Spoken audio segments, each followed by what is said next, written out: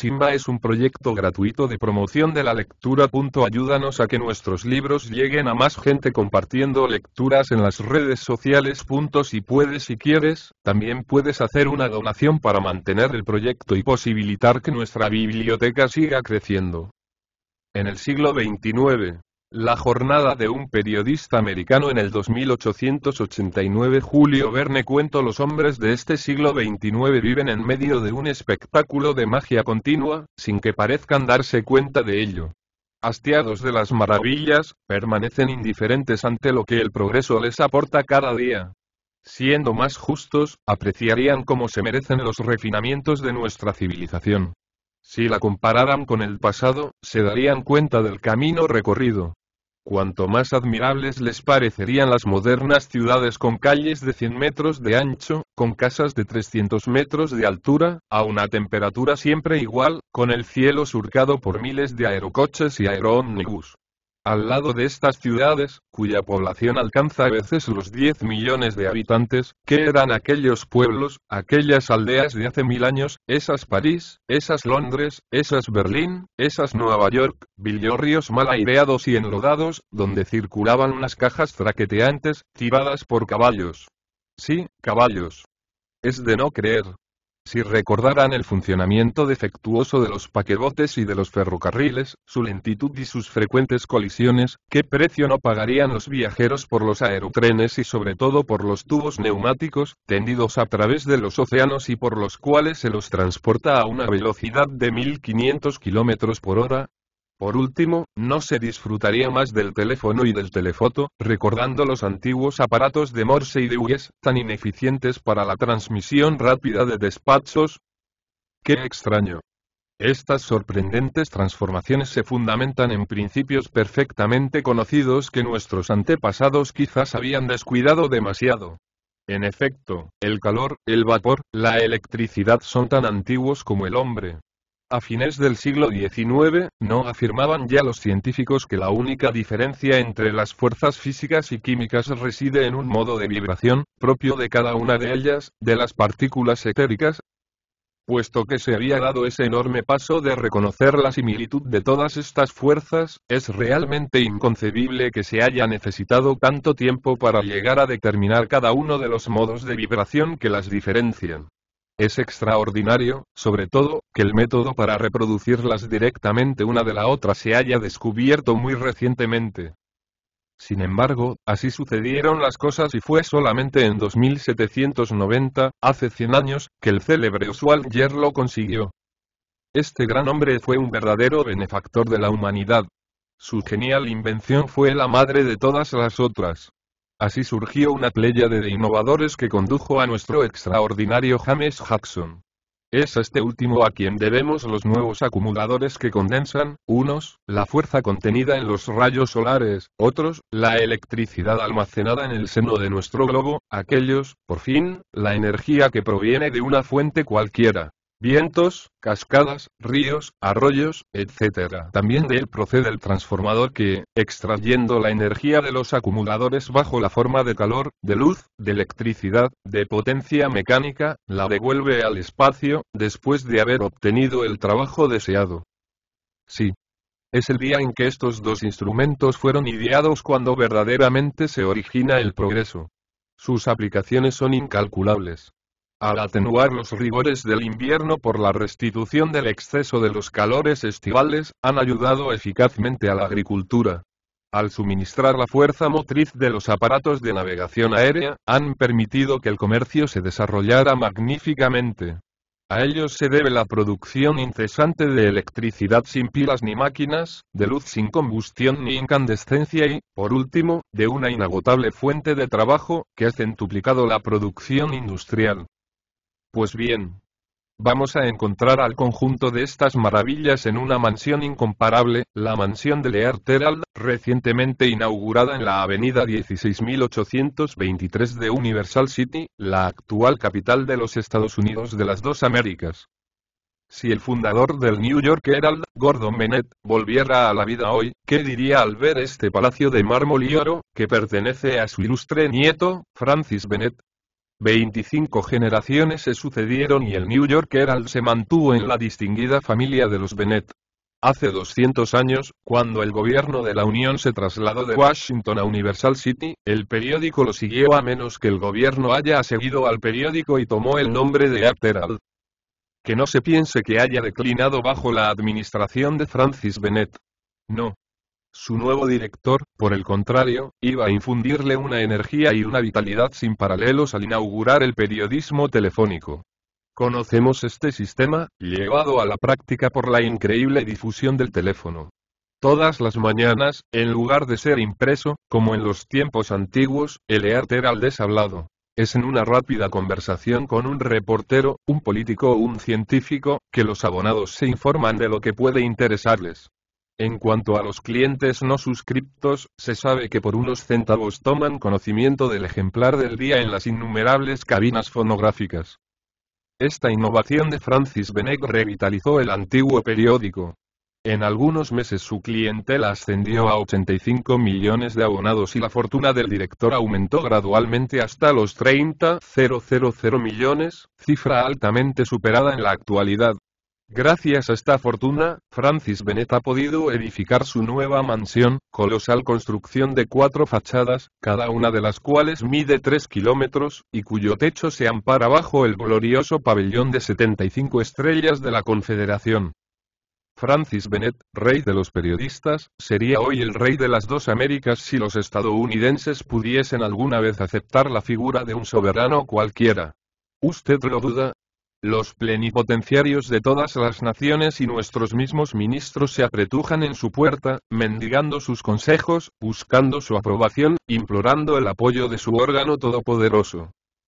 Calcúlese la cantidad de sabios que animaba, de artistas que mantenía, de inventores que subvencionaba. Realeza fatigosa la suya. Trabajo sin descanso y, ciertamente, un hombre de otro tiempo no hubiera podido resistir tal labor cotidiana. Felizmente, los hombres de hoy son de constitución más robusta, gracias al progreso de la higiene y de la gimnasia, que ha hecho elevar de 37 a 58 años el promedio de la vida humana, gracias también a la presencia de los alimentos científicos, mientras esperamos el futuro descubrimiento del aire nutritivo, que permitirá nutrirse, solo con respirar. Y ahora, si les interesa conocer todo lo que constituye la jornada de un director del Earth Herald, tómense la molestia de seguirlo en sus múltiples ocupaciones, hoy mismo, este 25 de julio del presente año de 2890. Francis Bennett se había despertado aquella mañana de muy mal humor. Hacía 8 días que su esposa estaba en Francia. Se encontraba, pues, un poco solo. Es de creer. Estaban casados desde hacía 10 años y era la primera vez que Mrs. Edith Bennett, la profesional Beauty, se ausentaba tanto tiempo. Habitualmente, 2 o 3 días bastaban en sus frecuentes viajes a Europa, y más particularmente a París, donde iba a comprarse sombreros. La primera preocupación de Francis Bennett fue, pues, poner en funcionamiento su fonotelefoto, cuyos hilos iban a dar a la mansión que poseía en los Campos Elíseos. El teléfono complementado por el telefoto, una conquista más de nuestra época. Si desde hace tantos años se transmite la palabra mediante corrientes eléctricas, es de ayer solamente que se puede transmitir también la imagen. Valioso descubrimiento, a cuyo inventor Francis Bennett no fue el último en agradecer aquella mañana, cuando percibió a su mujer, reproducida en un espejo telefótico, a pesar de la enorme distancia que los separaba. Dulce visión. Un poco cansada del baile o del teatro de la víspera, Mrs. Bennett está aún en cama. Aunque allá sea casi el mediodía, todavía duerme, su cabeza seductora oculta bajo los encajes de la almohada. Pero de pronto se agita, sus labios tiemblan, ¿acaso está soñando? Sí, sueña. Un nombre escapa de su boca. Francis, querido Francis. Su nombre, pronunciado con esa dulce voz, ha dado al humor de Francis Bennett un aspecto más feliz y, no queriendo despertar a la bella durmiente, salta con rapidez de su lecho y penetra en su vestidor mecánico. 2 minutos después, sin que hubiese recurrido a la ayuda de ningún sirviente, la máquina lo depositaba, lavado, peinado, calzado, vestido y abotonado de arriba abajo, en el umbral de sus oficinas. La ronda cotidiana iba a comenzar. Fue en la sala de folletinistas donde Francis Bennett penetró primero. Muy vasta, esta sala, coronada por una gran cúpula translúcida. En un rincón, diversos aparatos telefónicos por los cuales los 100 literatos del Earth Herald narraban 100 capítulos de 100 novelas a un público enardecido.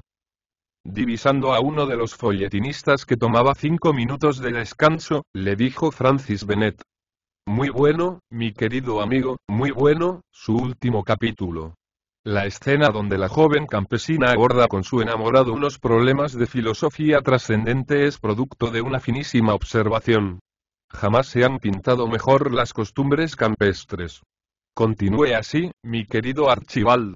Ánimo. 10.000 nuevos abonados, desde ayer, gracias a usted. Señor John Last prosiguió volviéndose hacia otro de sus colaboradores, estoy menos satisfecho con usted. Su novela no parece verídica. Corre usted muy rápido hacia la meta. Pero bueno. ¿Y los métodos documentales? Es necesario disecar. No es con una pluma que se escribe en nuestra época, es con un bisturí. Cada acción en la vida real es el resultado de pensamientos fugitivos y sucesivos, que hay que enumerar con esmero para crear un ser vivo. ¿Y qué más fácil que servirse del hipnotismo eléctrico, que desdobla al hombre y libera su personalidad? Observe cómo vive usted, mi querido John Last. Imite a su compañero a quien he felicitado hace un momento. Hágase hipnotizar, ¿cómo? Usted ya lo hace, me dice. No lo suficiente, entonces, no lo suficiente. Habiendo dado esta breve lección, Francis Bennett continúa la inspección y penetra en la sala de reportajes. Sus 1500 reporteros, situados entonces antes en 2 teléfonos, les comunicaban a los abonados las noticias del mundo entero recibidas durante la noche. La organización de este incomparable servicio se ha descrito a menudo. Además de su teléfono, cada reportero tiene ante sí una serie de conmutadores que permiten establecer la comunicación con tal o cual línea telefónica. Así los abonados no solo reciben la narración, sino también las imágenes de los acontecimientos, obtenidas mediante la fotografía intensiva. Francis Bennett interpela a uno de los 10 reporteros astronómicos, destinados a este servicio, que aumentará con los nuevos descubrimientos ocurridos en el mundo estelar. Y bien, Cash, ¿qué ha recibido? Fototelegramas de Mercurio, de Venus y de Marte, señor. ¿Es interesante este último? Sí. Una revolución en el Imperio Central, en provecho de los demócratas liberales contra los republicanos conservadores. Como aquí, entonces. ¿Y de Júpiter? Aún nada. No logramos entender las señales de los jovianos. Quizás. Esto le concierne a usted y lo hago responsable, señor Cash.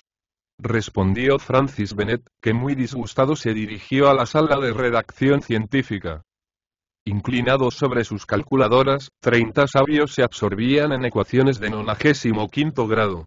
Algunos trabajaban incluso con fórmulas del infinito algebraico y del espacio de 24 dimensiones como un escolar juega con las 4 reglas de la aritmética. Francis Bennett cayó entre ellos como una bomba. Y bien, señores, ¿qué me dicen? ¿Aún ninguna respuesta de Júpiter? Será siempre lo mismo. Veamos, Corley, hace 20 años que usted estudia este planeta, me parece. ¿Qué quiere usted, señor? Respondió el sabio interpelado. Nuestra óptica aún deja mucho que desear e incluso con nuestros telescopios de 3 kilómetros. Ya lo oyó, Peer interrumpió Francis Bennett, dirigiéndose al colega de Corley, la óptica deja mucho que desear. Es su especialidad, mi querido amigo. Ponga más lentes, ¿qué diablos? Ponga más lentes. Luego regresó con Corley. Pero a falta de Júpiter, al menos obtenemos resultados con respecto a la Luna. Tampoco, señor Bennett. Ah. Esta vez no acusará a la óptica.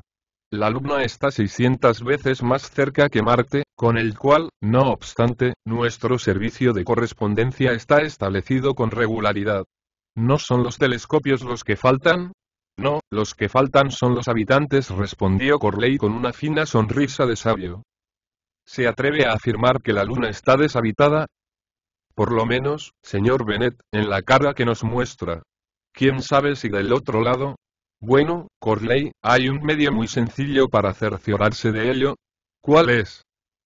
dar vuelta a la luna.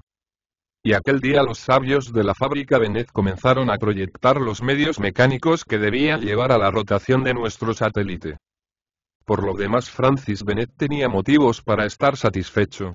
Uno de los astrónomos de Earth Herald acababa de determinar los elementos del nuevo planeta Gandini.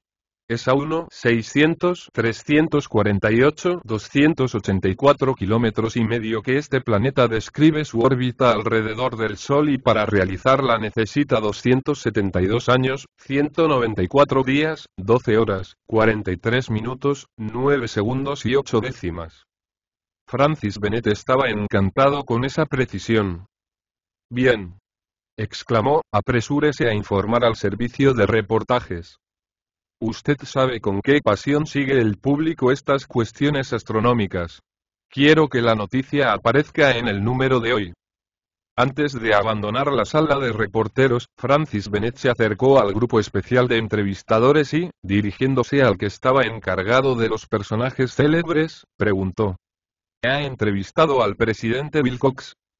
Sí, señor Bennett, y publicó en la columna de informaciones que sin duda alguna sufre de una dilatación del estómago y que debe someterse a lavados tubulares de los más concienzudos.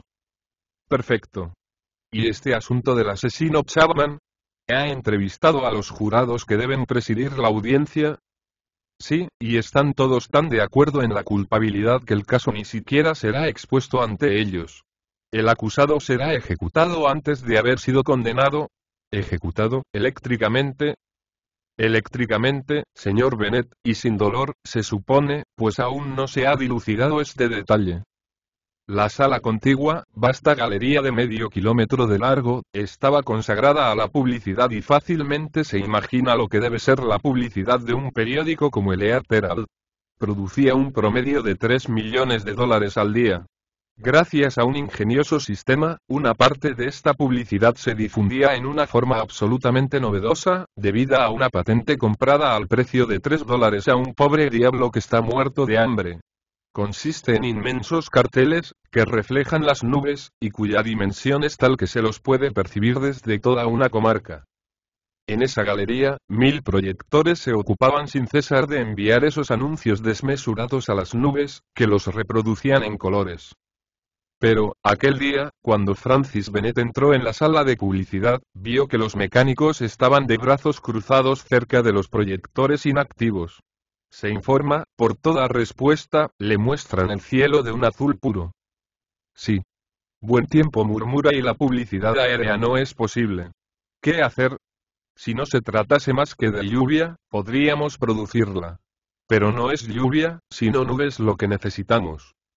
Sí, hermosas nubes muy blancas, respondió el mecánico jefe. Bueno, señor Samuel Mark, se dirigirá usted a la redacción científica, servicio meteorológico. Les dirá de mi parte que se pongan a trabajar en el asunto de las nubes artificiales. Verdaderamente no podemos quedarnos así, a merced del buen tiempo. Tras haber acabado la inspección de las diversas divisiones del periódico, Francis Bennett pasó al salón de recepción donde lo esperaban los embajadores y ministros plenipotenciarios, acreditados ante el gobierno estadounidense. Estos caballeros venían a buscar los consejos del todopoderoso director. En el momento en que Francis Bennett entraba en el salón, estaban discutiendo con cierta animación. Que su excelencia me perdone, decía el embajador de Francia al embajador de Rusia, pero para mí no hay nada que cambiar en el mapa de Europa. El norte para los eslavos, sea. Pero el sur para los latinos. Nuestra frontera común del Rin me parece excelente. Por otra parte, sépalo bien, mi gobierno resistirá cualquier maniobra que se haga contra nuestras prefecturas de Roma, Madrid y Viena. Bien dicho. Dijo Francis Bennett, interviniendo en el debate. ¿Acaso, señor embajador de Rusia, no está satisfecho con su vasto imperio, que desde las orillas del Rin se extiende hasta las fronteras de China, un imperio cuyo inmenso litoral bañan el océano glacial, el Atlántico, el Mar Negro, el Bósforo y el océano Índico? Además, ¿para qué las amenazas? ¿Es posible la guerra con las invenciones modernas, esos obuses asfixiantes que se envían a cientos de kilómetros, esas centellas eléctricas, de 20 leguas de largo, que pueden aniquilar de un solo golpe un ejército entero, esos proyectiles que se cargan con microbios de la peste, del cólera, de la fiebre amarilla y que destruirían toda una nación en algunas horas? Ya lo sabemos, señor Benek, respondió el embajador de Rusia. ¿Pero podemos hacer lo que queremos? Empujados nosotros mismos por los chinos en nuestra frontera oriental, debemos intentar, cueste lo que costare, alguna acción hacia el oeste. No es lo correcto, señor, replicó Francis Bennett con un tono protector. Bueno, como la proliferación china es un peligro para el mundo, presionaremos sobre los hijos del cielo. Tendrá que imponerles a sus súbditos un máximo de natalidad que no podrán superar bajo pena de muerte. Esto compensará las cosas. Señor cónsul, dijo el director del Earth Herald, dirigiéndose al representante de Inglaterra, ¿qué puedo hacer por usted? Mucho, señor Benek, respondió este personaje inclinándose con humildad. Basta que su periódico consienta iniciar una campaña en nuestro favor. ¿Y con qué propósito? Simplemente para protestar contra la anexión de Gran Bretaña por los Estados Unidos. Simplemente, exclamó Francis Bennett encogiéndose de hombros. Una anexión de 150 años de antigüedad.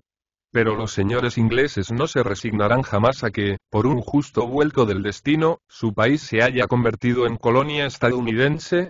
Es pura locura. ¿Cómo es posible que su gobierno haya creído que yo iniciaría esta campaña antipatriótica? Señor Bennett, la doctrina de Monroe por Monroe es toda América para los estadounidenses, usted lo sabe, nada más que América, y no. Pero Inglaterra es solo una de nuestras colonias, señor, una de las mejores, convengo en eso, y no cuente con que consintamos en devolverla. ¿Se rehúsa usted? Me rehúso, y si insiste, provocaremos un casus belli nada más que con la entrevista de uno de nuestros reporteros. Entonces es el fin. Murmuró abatido el cónsul. El Reino Unido, Canadá y Nueva Bretaña son de los estadounidenses, las Indias de los rusos, Australia y Nueva Zelanda son de ellas mismas. De todo lo que una vez fue Inglaterra, ¿qué nos queda? Nada. Nada no, señor. Respondió Francis Bennett. Les queda Gibraltar. Dieron las 12 en ese momento. El director del Earth Herald terminó la audiencia con un ademán, abandonó el salón, se sentó en un sillón de ruedas y llegó en pocos minutos a su comedor, situado a 1 kilómetro de allí, en el extremo de su mansión. La mesa está servida. Francis Bennett ocupa su lugar. Al alcance de su mano está dispuesta una serie de grifos y, ante él, se redondea el cristal de un fonotelefoto, sobre el cual aparece el comedor de su mansión de París. A pesar de la diferencia horaria, el señor y la señora Bennett convienen en tener sus comidas al mismo tiempo. Nada más encantador que almorzar así, frente a frente, a 1000 leguas de distancia, viéndose y hablándose por medio de aparatos fonotelefóticos. Pero en este momento la sala en París está vacía. Edith estará retrasada, se dice Francis Bennett. Oh, la puntualidad de las mujeres. Progresa todo, menos eso. Y haciéndose esta muy justa reflexión, abre uno de los grifos. Como todas las personas acomodadas de nuestra época, Francis Bennett, renunciando a la cocina doméstica, es uno de los abonados a la gran sociedad de alimentación a domicilio. Esta sociedad distribuye mediante una red de tubos neumáticos manjares de toda clase. Este sistema es costoso, sin duda, pero la cocina es mejor y tiene la ventaja de suprimir la exasperante raza de los cocineros de ambos sexos. Así que Francis Bennett almorzó solo, no sin pesar, y estaba terminando su café cuando Mrs. Bennett, que volvía a su residencia, apareció en el cristal del telefoto. ¿Y de dónde vienes, mi querida Edith? Preguntó Francis Bennett. Vaya. Respondió Mrs. Bennett. ¿Ya has terminado? He llegado tarde. ¿Qué de dónde vengo? De mi sombrerero. Este año hay unos sombreros fascinantes. Es más, ya no son sombreros siquiera, son domos, son cúpulas. Estaré un poco olvidadiza. Un poco, querida, ¿puedes ver que ya he terminado mi almuerzo? Bueno, ve, querido mío, ve a tus ocupaciones, respondió Mrs. Bennett. Aún tengo que hacerle una visita a mi modista modelador. Este modista era nada menos que el célebre Wormspire, aquel que tan acertadamente proclamó el principio: la mujer no es más que una cuestión de formas. Francis Bennett besó la mejilla de Mrs. Bennett sobre el cristal del telefoto y se dirigió a la ventana, donde esperaba su aerocoche. ¿A dónde va, señor?, preguntó el aerocochero. Veamos. Tengo tiempo, respondió Francis Bennett. Condúzcame a mis fábricas de acumuladores del Niágara. El aerocoche, admirable máquina, basada en el principio de lo más pesado que el aire, se lanzó a través del espacio con una velocidad de 600 kilómetros por hora. Bajo sus pies desfilaban las ciudades y sus aceras móviles que transportaban a los peatones a lo largo de las calles, los campos recubiertos de una inmensa telaraña, la red de hilos eléctricos. En media hora Francis Bennett había llegado a su fábrica del Niágara, en la cual, después de haber utilizado la fuerza de las cataratas para producir energía, la vende o la alquila a los consumidores. Luego de finalizar su visita, volvió por Filadelfia, Boston y Nueva York a Universal City, donde su aerocoche lo dejó a las 5 de la tarde. Había una muchedumbre en la sala de espera de Earth Herald. Acechaban el regreso de Francis Bennett para la audiencia diaria que concedía a los solicitantes. Eran inventores que mendigaban fondos, empresarios que proponían negocios, todos dignos de ser atendidos. Tras escuchar las diferentes propuestas, había que elegir, rechazar las malas, examinar las dudosas, aceptar las buenas. Francis Bennett despachó rápidamente a los que no aportaban más que ideas inútiles o impracticables. No pretendía uno de ellos hacer revivir la pintura, un arte tan pasado de moda que el Angelus de Millet se acababa de vender en 15 francos, y esto gracias al progreso de la fotografía en color, inventada a fines del siglo XIX por el japonés Haruhisa Ryoichi Nichirome Sanjukan-Bozkyo Baskik, nombre que se ha vuelto popular con tanta facilidad. No había encontrado otro el bacilo primigenio, que debía hacer al hombre inmortal tras ser introducido en el organismo humano bajo la forma de un caldo bacteriano. No acababa de descubrir un químico práctico, un nuevo cuerpo simple, el nihilio, cuyo kilogramo costaba $3 millones. No afirmaba aquel, un osado médico, que si la gente moría aún, al menos moría curada. Y este otro, aún más audaz, no pretendía poseer un remedio específico contra el catarro. Todos estos soñadores fueron despedidos prontamente. Algunos otros recibieron mejor acogida y primeramente un joven, cuya amplia frente anunciaba una profunda inteligencia. Señor, dijo, si antiguamente se calculaban en 75 los cuerpos simples, este número se ha reducido actualmente a 3, ¿sabe usted? Perfectamente, respondió Francis Bennett. Bien, señor, estoy a punto de reducir estos 3 a uno solo.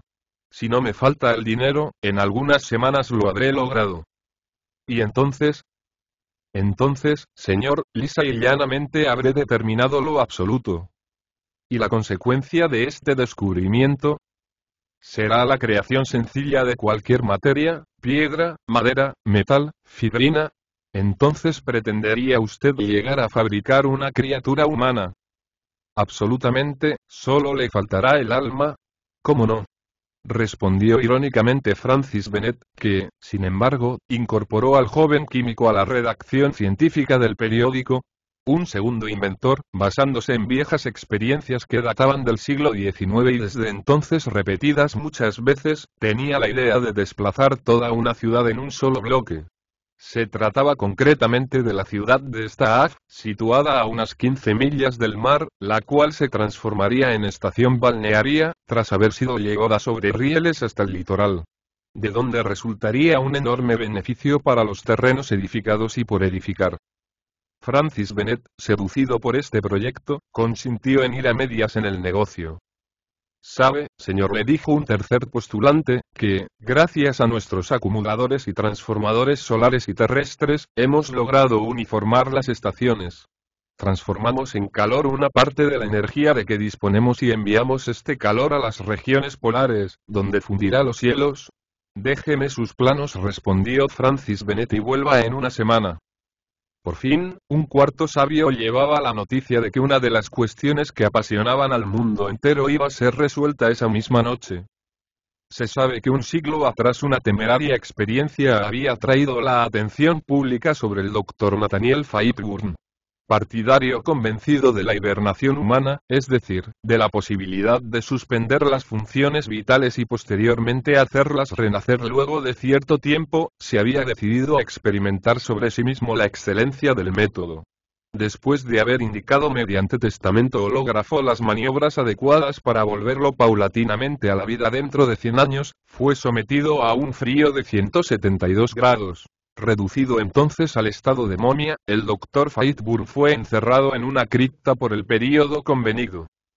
Ahora bien, era precisamente ese día, 25 de julio de 2890, cuando el plazo expiraba.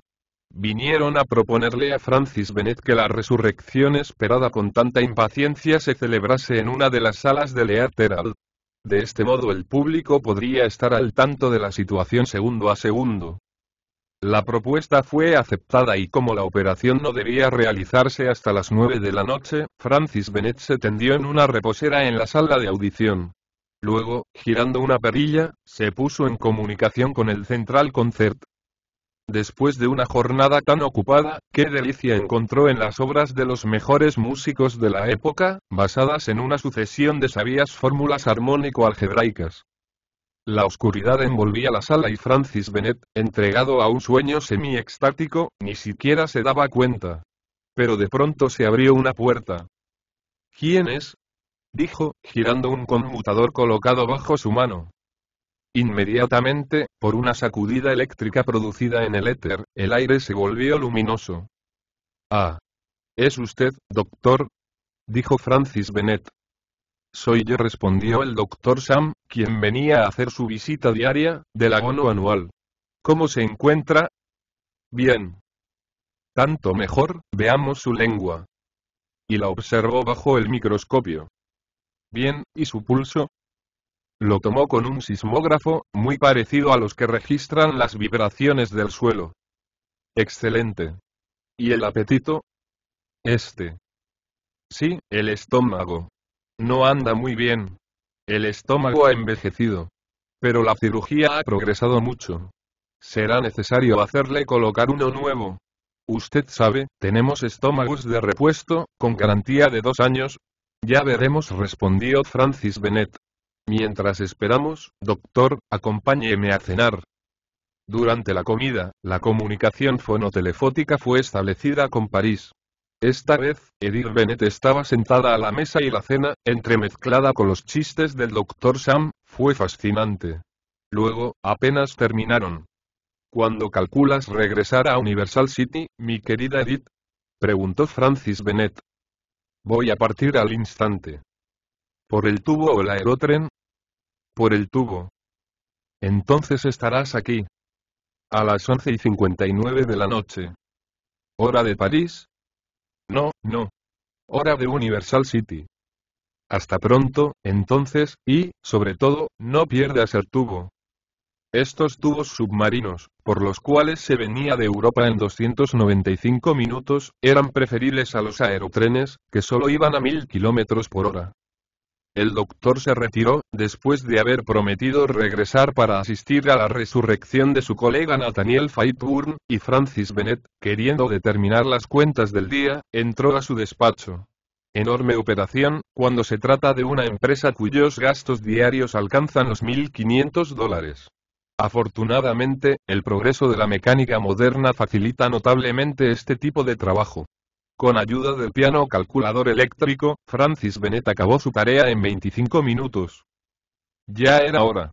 Apenas hubo golpeado la última tecla en el aparato totalizador, su presencia fue reclamada en la sala de experimentación.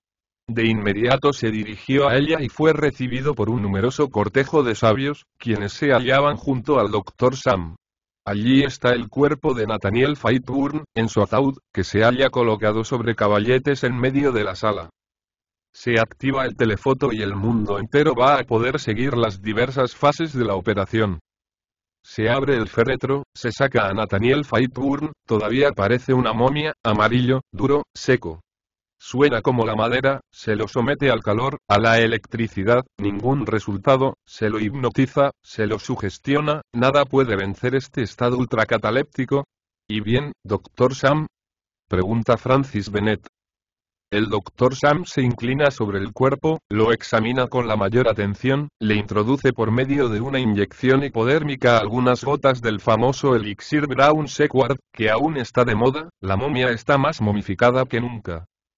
Bien, responde el Dr. Sam, creo que la hibernación se ha prolongado en demasía. ¿Y entonces? Entonces, Nathaniel Fairburn está muerto. ¿Muerto? Tan muerto como se lo puede estar.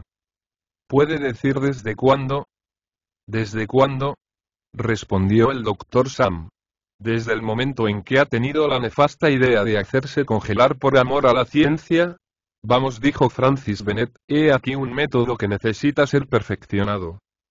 Perfeccionado es la palabra, respondió el Dr. Sam, mientras la comisión científica de hibernación se llevaba su fúnebre paquete. Francis Bennett, seguido por el Dr. Sam, volvió a su habitación y, como parecía muy fatigado después de una jornada tan atareada, el médico le aconsejó tomar un baño antes de acostarse. Tiene razón, doctor, así me repondré. Completamente, señor Bennett, y si lo desea, voy a ordenar al salir. No es necesario, doctor. Hay siempre un baño preparado en la mansión y ni siquiera tengo que molestarme en ir a tomarlo fuera de mi habitación.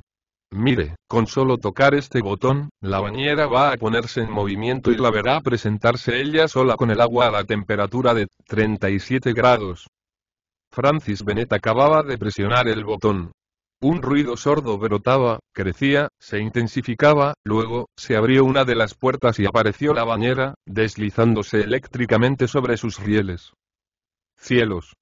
Mientras el Dr. Sam se cubre la cara, unos grititos de pudor y espanto se escapan de la bañera. Habiendo llegado hacía media hora a la mansión por el tubo transoceánico, MRS. Bennett estaba dentro. El día siguiente, 26 de julio de 2890, el director de Leart Herald volvía a comenzar su ronda de 20 kilómetros a través de sus oficinas y a la noche, cuando operó su totalizador, estimó los beneficios de aquella jornada en $250.000. 50.000 más que la víspera. Qué buena ocupación la de periodista a fines del siglo XXIX. P.